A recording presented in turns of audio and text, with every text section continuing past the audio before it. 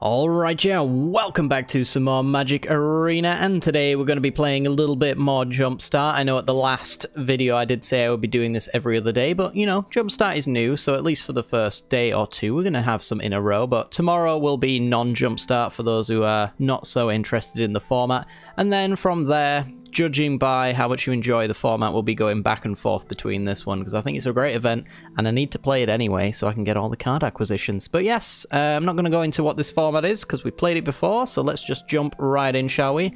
Submit our 2,000 gold, and collect our packs. Alright, so last time we went with Goblins and Legions, so this time around I want to try something a little bit different. I'm definitely not picking Legion for that reason, so it's either between the Tree Hugging for the Tree Folk, which I'm probably leaning towards, or it's Under the Sea for Octosquids and whatnot. I think I'm going to go with Tree Hugging. We went with aggro last time, so let's have Slow Ramp or something like that anyway. How about Simic? We don't see that enough. Ooh, we could actually do Predatory Tree Hugging, so we have mono green. That's pretty good. I'm not sure there's much of a synergy between vampires and discarding when it comes to Tree Hugging, so let's do mono green. It isn't something that's, I imagine, very likely to happen, but, you know, here we go. Alright, Tree Hugging Predatory. Sure. Predator trees. So this is a mixture of, like, beast-related stuff, and then we've got Tree Folk. I'm not really sure what the bomb rares in this one are supposed to be. Primordial Sage, 6 mana, 4/5. Whenever you cast a creature spell, draw a card. Damn, I didn't even know this thing was real. We got Thragtusk as well. I'm pretty sure that's the main reason you go with the Predators, is for Thragtusk. Got a plan for this card as well, so stay tuned for that.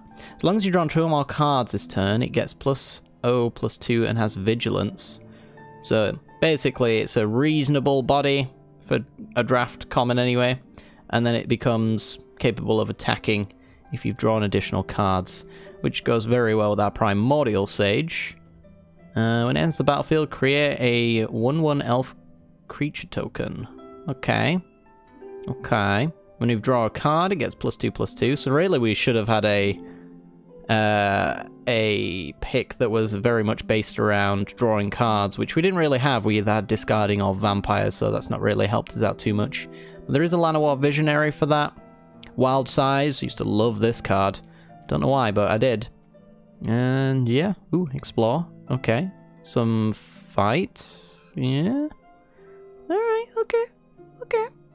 Attack creature must be blocked this turn. So it seems as though Beast actually does combo quite nicely with Tree Folk to a certain extent. I'm not sure specifically which come from which. I imagine if it's not a Tree Folk, then it's more likely to have come from the Beast pack. But yeah, we got mono green. The Thriving Groves are just going to be tap lands, unfortunately, but it's nice to have them at least. And yeah, let's get moving on, shall we? Let's play some games. This video is brought to you by the generous support of our wonderful patrons and channel members that you see here.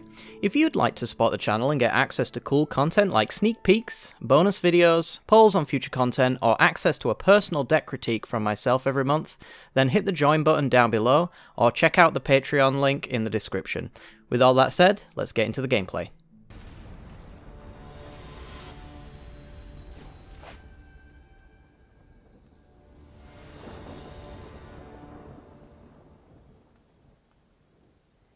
Alright, so how are we doing without the downside of 2 colours potentially screwing us? We don't do anything until turn 3. However, our cards aren't actually that bad. Thragtusk, I mean, speaks for itself really, doesn't it? Thrag Daddy. And then we got the Warden. It's not bad. I'm going to keep it. It might be a bit too slow, but as long as we're not up against a combination of aggro, then we'll be okay. And we are on the play as well, so we've got a better chance of stabilizing. So it's walls for our opponent. Some very cool wall art. Again, as I mentioned last time, very much do enjoy all of the artwork from the lands. I don't think there's a single one I don't like. Phyrexian's the one I really want, because it's changed the name Swamp into Phyrexian, which is pretty cool.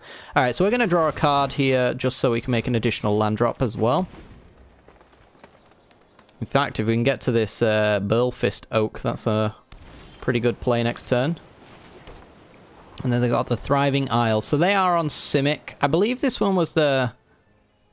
We played against this one yesterday, and it had spirits, I think it was. So we're going to go with the Oak. At 2-3. Just looking to draw some cards now. And I'm assuming that one's from the wall as well. Oh, this is not... Oh, you know, reading actually is pretty useful. I actually thought this when you draw your second card. It's actually just when you draw a card. Damn, that's actually not that bad. Let's see. So we can play Thrag Daddy. It's probably what we want to do. We'll swing in, since we can. And yeah, I think we're just playing Thrag Daddy. 5-3 enters the battlefield, gains us 5 life. When it leaves the battlefield, you get a 3-3 beast creature token. Not when it dies, not when it's exiled, when it leaves. Okay. So we want to just swing in with everything. Get our opponent to start blocking. And now we're just spoilt for choice. I think we just want to go with Fungal Rebirth. Grab Thragtusk back. Oh yeah. Oh yeah. Absolutely amazing. Roaming Ghostlight, so it is spirits on the Thriving Isle. Enters the battlefield, return up to one target non-spirit creature to its hand. No, my beast token! My value! Yeah, I guess you can't really have an on-theme Thriving land since it goes into literally every single blue Jumpstart theme. Makes sense. Alright, so we are going to get in for 4. Opponent's going to have to do some blocking eventually. There we go. And then we could go with the Warden of the Woods. Just a 5-7. It's a lot more hardy than Thrag Daddy is. Yeah, let's just be mana efficient about it. Boom. I feel like it should have a boom when it enters the battlefield. I don't know. Seems like the kind of card that would really hit hard for a uncommon anyway. Tome Anima. For Tome Enema, we'll call it. Can't be blocked as long as you've drawn 2 or more cards this turn. Opponents decided they can't win. I'd be inclined to agree. And yeah, we take it. I mean, they just had an Enema, so, you know, here's what it is. Next game. Actually, let's see what... I didn't do this last time. Let's see what rare we get from the ICR. So you do get 2 rares whenever you win a game. So we got Lightning Phoenix. Sick art. 3 mana, 2-2 with flying and haste. Lightning Phoenix can't block. At the beginning of your end step, if an opponent was dealt 3 or more damage this turn, you may pay red. If you do, return it from the graveyard to the battlefield. This would have been great for Phoenix Tribal. I'd put this in Phoenix Tribal. It's too bad that deck was bad. Otherwise, I might revisit it. I don't know. Maybe we will sometime. It's a pretty good card, though. All things considered. 3 damage isn't very hard for most decks to pull off if they're red. But yeah, let's go to the next game.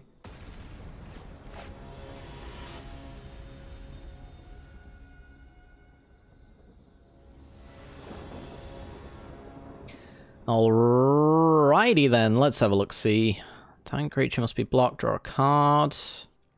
I think this is a free mull. It doesn't really do anything, and having the Thriving Grove is fine on turn 1, I suppose, but I'd rather just not see it in general, I think. Let's take our free mull. And yeah, I guess this is the problem when you pick mono green. You don't really have anything in the early game to supplement. Do we keep this anyway? I almost feel like we do. Yeah, go for it. On the play, I can afford to be a little bit slower, I'd imagine. Alright. Thriving Grove. We can't name green with it, unfortunately, so, I mean, just name whatever we want. We'll throw our opponent off by saying that we're red. Tree Folk Reds. It looks like our opponent is playing the Beast, the Predator one, anyway, same as us. Just go land, go. We might actually be mono green versus mono green by the looks of it. Llanowar Visionary. Yeah, I think this is from the Tree Folk set. So we're going to go with Sabertooth Mauler. Beginning of your end step, if a creature died this turn, put a counter on the Mauler and untap it. So if we go with a Nature's Way to kill Llanowar Visionary or whatever our opponent could play next turn, they are walls and predators. Okay. Actually, no, is this the elves one? I think that might be elves and beasts, actually. And Llanowar Visionary is probably from the elf one. Yeah, Dwynen's Elite. Okay. Elves and predators. So we do want to push some stuff through. Target creature you control gets Vigilance and Trample until the end of turn. It deals damage equal to its power to a creature we don't control. So let's trade off that one perfectly there. Good stuff. And then we can swing in. Our opponent can choose to double block if they want, and we'll get a really decent trade-off. Otherwise, we're going to have ourselves a 4/4. Yeah, that works for me. We could have held off and just made the Sabertooth Mauler a 4/4, but I think, especially against a deck like Elves, their top end is Craterhoof Behemoth, which will give you +X on all creatures, where X is the number of creatures you control. We really don't want our opponent having lots of creatures, so let's just make that not happen. Sack a beast, gain 4. Ends the battlefield, you may have it fight a creature you don't control. So I can actually have the Somberwald Stag fight Llanowar Visionary. Which should be fine. Or I could just have it fight the Baloth, but they can sack the Baloth anyway. This is a rare? Damn. Yeah, I think I'll get the Stag out there and fight the Visionary. I think Wild Slash is the only pump spell they could have. Oh, Titanic Growth is in their deck. I'm going to decline that. I'm not going to fight. You can't make me. Fair enough. That must be in the Elves one then, Titanic Growth. I guess I could see Might of the Masses being in here. Is that one in here? Oh, happily. I can get it back with Fungal Rebirth later down the line if I need another removal spell. Maybe they've got their own. Yeah, okay. Sure. And replays the Baloth. You know what? That's fine. I will just play this Gnarled Sage, and then Wall of Blossoms will give it a nice pump in later down the line. Good old Wall of Blossoms. Modern-ish staple. Silhana Wayfinder. Put a land on top, is it? Really hate the land on top cards. I think they're awful. Oof. That's a big boy. So that's one that we might want to pull our Somberwald Stag out for. Well, let's go with the Wall of Blossoms so we can pump the Gnarled Sage, which gives it Vigilance. And then we can swing in. We're very likely to 1-for-1 at the very least, and then I can Fungal Rebirth knowing that something died here. No? Oh, fair enough. No, I can do this on my turn. On our opponent's turn, sorry. If I block, I'll get back the Stag, and then we'll fight the Invoker, which is... Oh, Jesus. I guess we're dead. Yep, that's what Craterhoof does. Welcome to the new Historic. Just block wherever we want, it doesn't really matter, we're dead. Yeah, that's a top deck and a half. Alright. You thought Endray's Foreigners was good. Craterhoof just... really just makes a mockery of that card. Fair enough. Fair enough, we've been had. Let's go to the next game.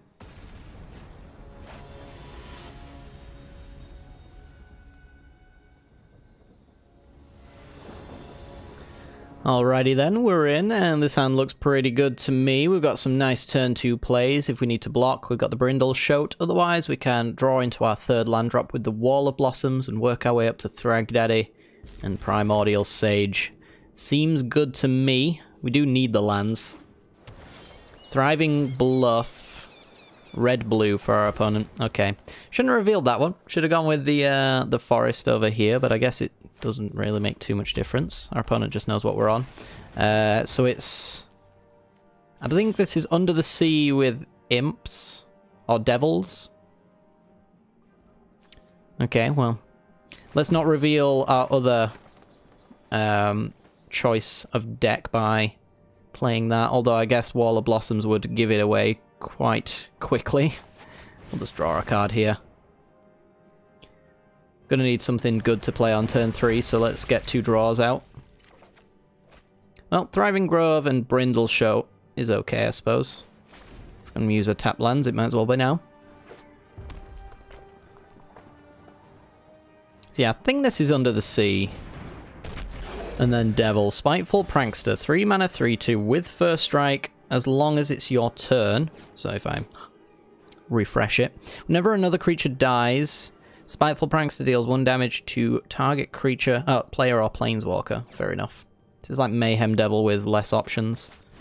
Well, let's go with their Brindle Shoat. And Thriving Grove. Doesn't really matter what we name here, so we'll just slap down on red. It's pretty good first strike on their turn. It does get through Thragdaddy. But I think if we've got Thragtusk plus Prey Upon, we'd be okay. Might just go with the Primordial Sage first, though. 4/5 seems maybe a little bit more difficult for them to deal with. Short of active trees and effects, I guess. They're pretty sure they do have those. On the devil side of things. Yeah, this is Under the Sea. Because we saw this during our pick. An interesting combination. Chained Brute, 2 mana 4/3, does not untap during your untap step. Sack another creature to untap it only during your turn. Okay. This is a really awesome art, by the way. Love it. Keep playing our our tree folk thingamajigs. And we'll go with the Dawn Treader Elk, I guess. We can use it as a decent blocker against the Chained Brute if they want to attack in. Then we'll just block and sack and they won't get anything from us. Moo, as the Elks might say. Pass the turn. I feel like we've got the edge in this particular game. The question is, what is the top end of blue for Under the Sea? Because it's got to have some big boys, right? Okay, so they've got some imps or devils they can sack. I keep saying imps, I don't know why. I just want to say them. Okay, so yeah, they can sacrifice these to deal 1 damage to any target. So we're going to block here and plan to sacrifice. And then, do we just take the Brindle Shoat? Block on the Prankster? I guess we could. So if the Dawn Treader Elk is going to die anyway, we might as well sacrifice it. Ooh. Prankster. Doing its thing. Hit me. And we'll grab a forest out. Another tree folk forest. Yep, concealing information. For those not completely aware of what we're up against.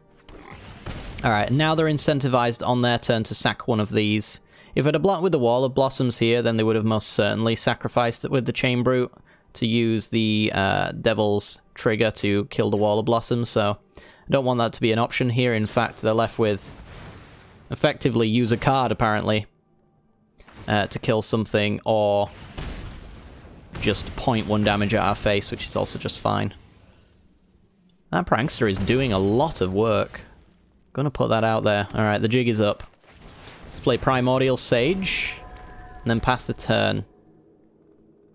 So whenever we cast a creature spell, we may draw a card, so we're gonna next turn go Thragtusk, draw a card, probably Prey Upon from there, who knows? We do have the Prey Upon on the Chained Brute, but if we sacrifice the Devil token, they can finish off the Sage from the fight there, so it's probably not ideal.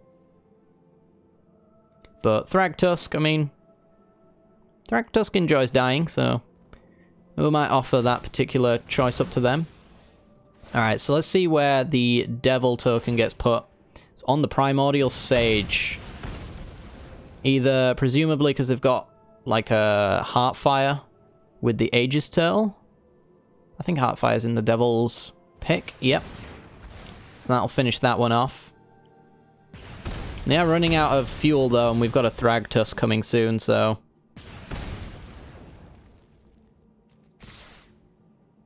yeah, I'll just block here, or not at all in the case of against the Chain Brute. I think Wall of Blossoms being around is actually just fine. Life total doesn't matter when Thragtusk's going to get us 5 life. So we were going to draw a card here, but unfortunately our opponent was very rude and took that opportunity away from us. So we'll just play the Ginger Brute, and I think we'll just pass the turn. So now our opponent's biggest threat, or I guess this Prankster's also a pretty big threat in fairness. At least that one is costing them a lot to simply push into a Thragtusk and die. So Torch Fiend does actually destroy Ginger Brute if they want to do that. I don't think they would. Oof. Oof, oof, oof. At least we've drawn all of our Treefolk forests. So there's that going for us, I suppose. Yeah, I'm wondering whether or not I just kill the Spiteful Prankster with the Prey Upon. It's done them a lot of work. It would leave us with a Beast token, and then we block the Chain Brew. I feel like we can get better value, though. If we find our fungal thing to recur Thragtusk, we'd want to be preying upon on the same turn that a creature died, for example. So I might hold off for the potential for better value here. We're at 13, though, so we're not in any big rush to win this game. Rousing Reed, +1/+1 and flying. Well, now I'm more interested in killing the Prankster, now that it can go right over the top of us. Yeah, that trade just looks a lot better now. So they drew 2 and discarded a mountain. Assume they're going to get in for 4. Yup. Take us down to 9. Doesn't do anything else, right? No. Okay. Wow. These draws are amazing. Absolutely fantastic. So let's get in with Thrag Daddy, see if they want to block with the Torch Fiend. Since Thrag Daddy's gonna die anyway with the Prey Upon, might as well see if they want to Torch Fiend and sack to kill Ginger Brute. Wouldn't tap the Chain Brute. And do some pinging along the way. No, they're gonna take it. That's the best thing that could have happened, I think, for us. Followed by maybe the worst thing if they've got an answer to this Prey Upon. Can't be letting 4 power in the air go. Ooh, if we get them to... They can't do the Chain Brute actually on their turn. Alright, so we go to 8. We now have a Ginger Brute sack. Yeah, it's got to be player or planeswalker, my friend. I've noticed them hover my creatures several times during all of that. I think they keep forgetting that it's only player or planeswalker. It's new cards. Everyone's going to make those kind of mistakes anyway. Traitorous Greed. That's pretty good. Add red, I'm presuming. And then sack it with the Chained Brute post-combat. Or sack it now. It's totally up to you. Yeah, I'm going to sack it now, and then we'll just block with the Ginger Brute.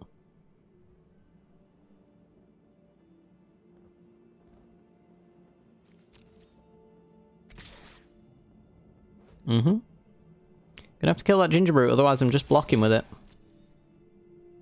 Sure. We'll gain 3 life. Come on, good card. We've got all the mana in the world. We've effectively flooded out, so we were bound to have a good card eventually. Truffle Snout's it's an okay card. We'll make a 3/3. We'll be empty-handed. I think our opponent knows we got nothing good in hand anyway, so holding that land's just not really doing much. Okay, Truffle Snout getting in. And we'll play the Mauler. This should be pretty good. If our opponent ever sacrifices on our turn, then we get some counters. And yeah, I think we've gone through so many lands and survived the gauntlet of the flood that now all of our good cards are on top. And our opponent had a reasonably good start, but now it's their turn to start flooding. Hobble Fiend, sack another creature, put a counter on it. Okay. It's pretty good. Is it good enough, though? We will explore. Ah, the timing couldn't have been worse. Bullfist Oak, 2/3. And yeah, we're just getting it in. Bring it all in.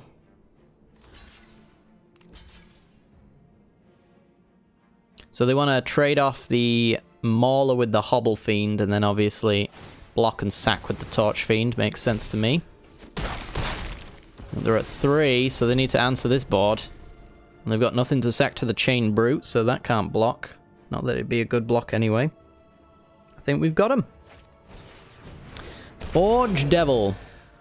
1 damage to any target. Thank you for letting me draw 2 cards. Appreciate it. Oh, also, +4/+4 on the Oak. Damn. I love Jumpstart. This is great. Obviously, that's them playing to concede. If it's not immediately obvious. Yeah. Sweet. Alright.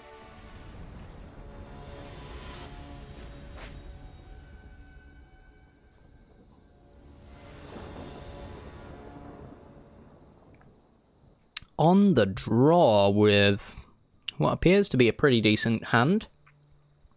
Turn 1 Ginger Brute, hasting on through, explore to go find our 3rd land, I suppose, and then we got some reasonable 4-drops.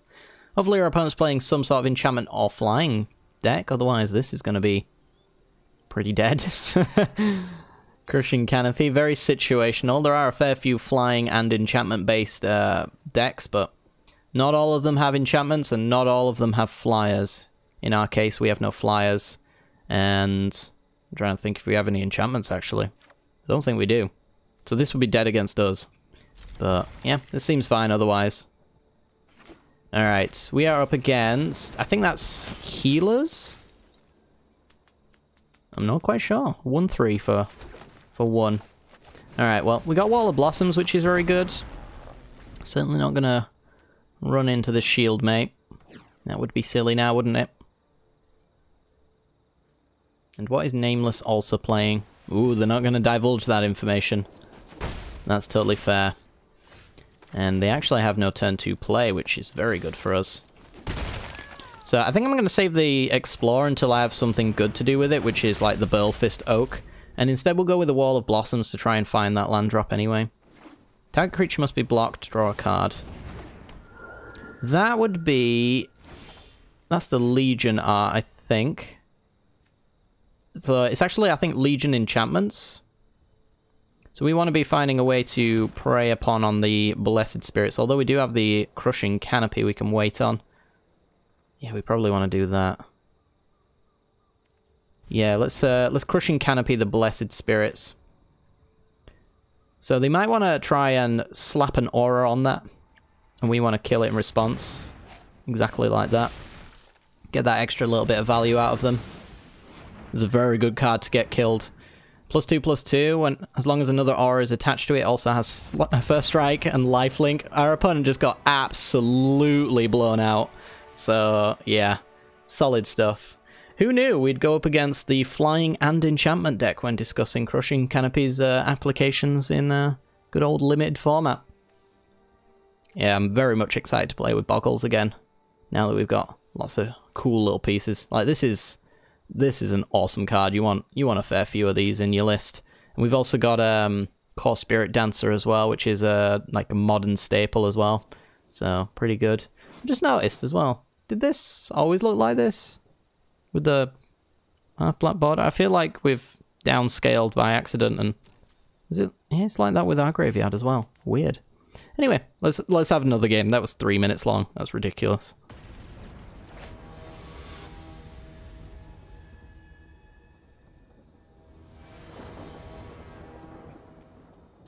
Okay, let's have a look-see. Don't really play anything until turn 4, you say?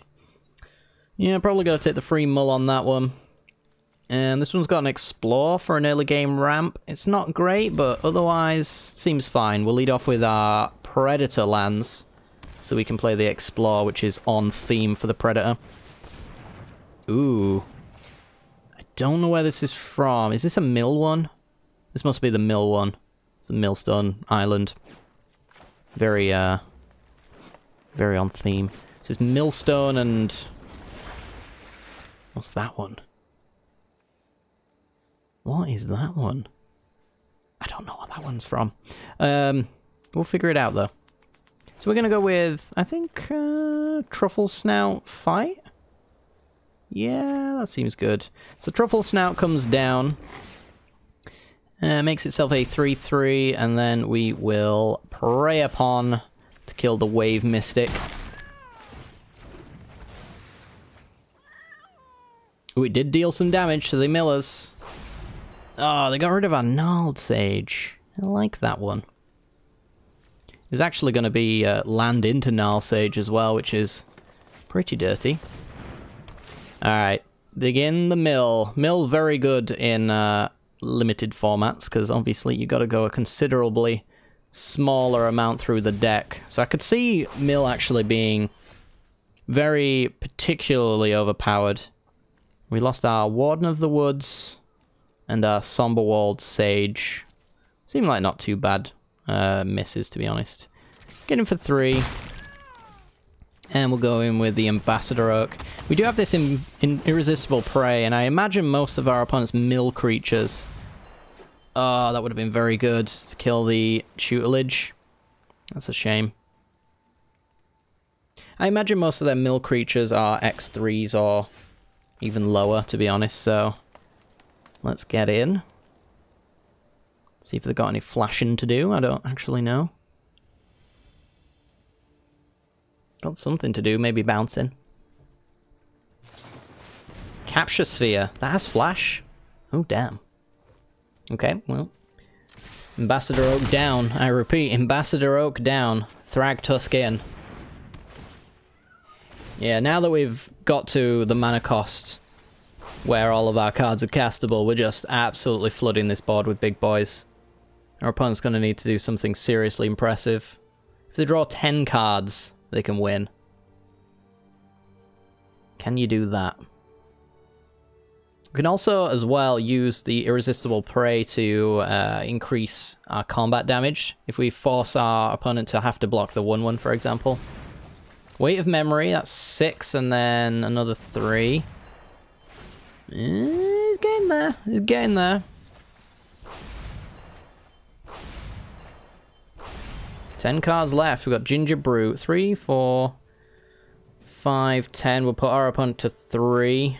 And we've got 10 cards left. Ooh. I guess I should go with Dawn Treader Elk. Not sure there's much downside to doing that. I mean, if they've got something like Whelming Wave, I'm not sure what the any removal is in this deck, to be honest. Then it doesn't really make much difference because we're going to have to replay our stuff anyway. I mean, if they've got Whelming Wave to bounce, and they can bounce enough, which they can't, because we got Thragtusk. I believe it's power anyway that bounces based off Whelming Wave. Then we get to keep enough stuff around. But 8 cards, they only have to draw 4 with their mana here. Can they draw 4 with their 7-card hand? Another Weight of Memory, if there's 2 of them in there, would be good enough. Blockers would not be, because we've got this Irresistible Prey. Only requires our opponent to block with one thing. As long as it is blocked, it doesn't matter how many things it's blocked with. So this is an all creatures must block. So if they had multiple blockers, I'd force them to block here, and then they could block here. They'd still be dead, essentially. They'd need a few more blockers. But who knows, maybe we can get there. I don't actually know what the green was for. We didn't see any of it. I want to know what this land's from. It looks like a tree folk land, but I know it isn't.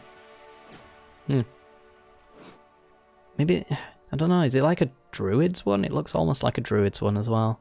We'll find out soon enough, I'm sure, because I will be playing lots of Jumpstart. Speaking of, that's going to be the end of this particular Jumpstart video. Hopefully you've enjoyed. Seems mono green pretty good. I would say that it seems to be lacking good early game, but that's kind of what ramp is supposed to be doing anyway. So this is more on theme ramp that you are used to in an old school kind of sense. So I'm honestly, I really love Jumpstart. I think it's great. I think every bit of the experience, all of these decks seem very balanced. The card acquisition, obviously not great, but the actual play experience, 10 out of 10. 10 out of 10 on the play experience for sure. Yeah, I hadn't seen a set this well balanced in a long time, and we've played 2 runs now, so I feel like I'm comfortable in saying that kind of thing. Tree hugging predators, good stuff. All right, guys, well that is going to do it for today. If you have liked the program, then be sure to like the program. The like button is down below the video. If you have enjoyed Jumpstart and you want to see more of it, then make sure to subscribe to the program. The channel link down below. There's a subscription button, and right next to it, a little bell as well. If you click that little bell, it will give you notifications when I Jumpstart in the future. But other than that, though, I'm going to let you all go. Hope you've enjoyed, and I'll see you all next time. Bye-bye.